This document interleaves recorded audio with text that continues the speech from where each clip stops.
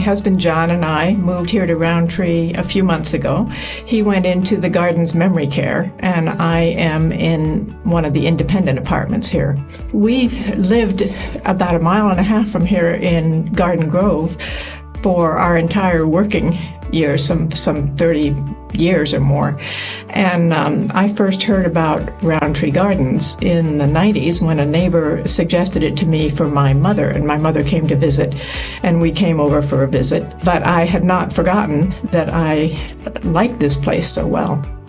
So then John was diagnosed with Alzheimer's in 2017.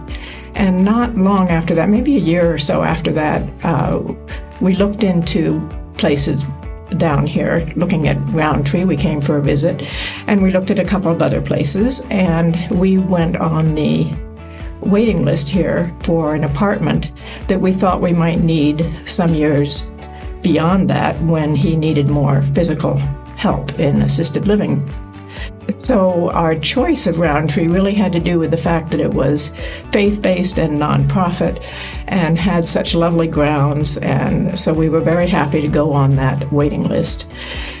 With Alzheimer's, his deterioration was a very slow process, and we actually had calls twice from Rowntree for that apartment.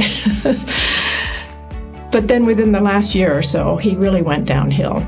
And so I called back here to Rowntree and told Tiffany that we thought we had better come on in. And my sister and our nephew had been very strong about the idea that John would need to go directly into memory care.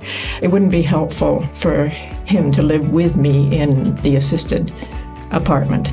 And they were right. When we did the evaluation for John here, the director at the Gardens Memory Care agreed that he really did need to be in the memory care facility.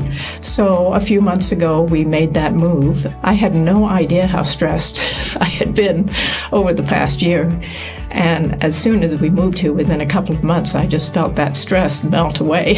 I think maybe the most difficult thing for me was knowing that I was moving to a place that I would not be moving from again, that this would be a permanent arrangement for me. And it is quite different, of course, than living independently. But I have been very happy with it.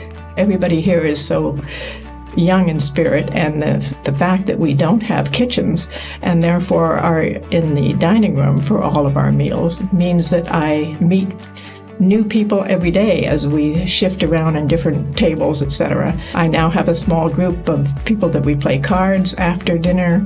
John is doing well. He has finally become more accustomed to his surroundings.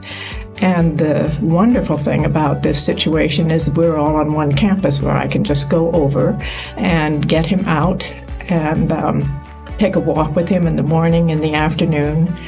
So it has worked out very well for us, and I'm very pleased about the decision that we made.